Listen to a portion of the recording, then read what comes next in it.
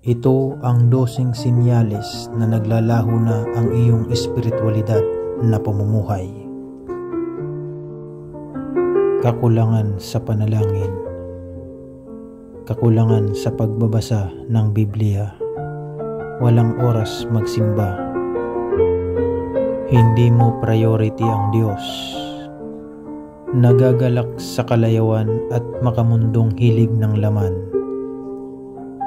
Puro na lang dahilan sa buhay. Hindi interesado sa pagsisilbi sa Diyos at sa kapwa.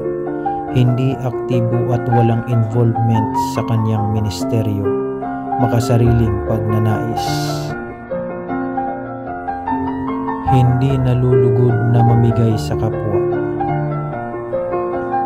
Puno ng pagdududa sa Diyos maging sa sarili. At naiinis sa mundo maging sa sarili at puro na lang negative ang nasa isipan. Pagbabayaran ng tao ang liko niyang pamumuhay, ngunit ang gawa ng matuwid ay gagantimpalaan. Amen. Alleluia. Shalom.